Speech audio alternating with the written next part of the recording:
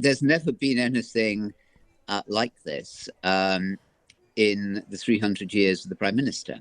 To lose a second Lord of the Treasury and to have the continued life of the first Lord of the Treasury in question while the same party is in government. There was turbulence in the 1820s, 1830s, when Prime Minister and Chancellor came and went, but that was with a transition between different parties within the same party and involving the jettisoning of the Prime Minister's core strategy. I mean, this is really, we use the word too much, but this is unprecedented, Ruth.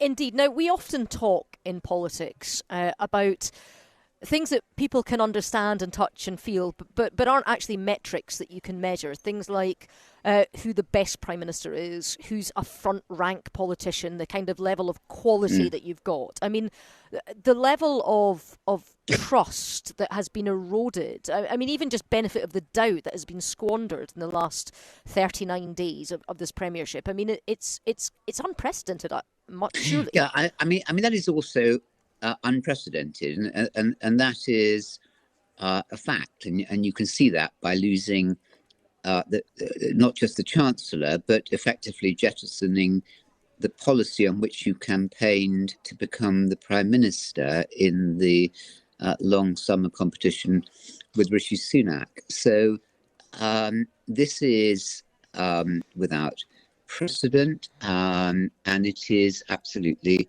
extraordinary, and it comes because these people come in knowing no history, not knowing how to do the job. I mean, nobody would take over the jobs, Ruth, that you've had or other listeners without bothering to find out, but just having this terrible contempt. And contempt is an awful thing amongst prime ministers. Liz Truss had contempt for Johnson, Johnson had contempt for May had contempt for Cameron for Brown for Blair, Blair for Major, and on it goes. And it's so corrosive. It's like the opposite of papal infallibility, isn't it?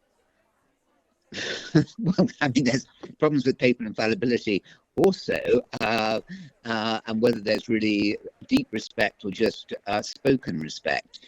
But to come in with all guns blazing and to have such contempt for procedures, trashing the civil service, calling them the blob, trashing other parts of the state, and thinking that you know best. I mean, why on earth did Liz Truss, Jacob Rees-Mogg, Kwasi Kwarteng think that they could do things that nobody else had done without, like Thatcher, who she so admires. Thatcher took her time. She was measured. She understood that policy is only one thing, but without understanding the politics and without understanding presentation and without understanding timing, you're nothing.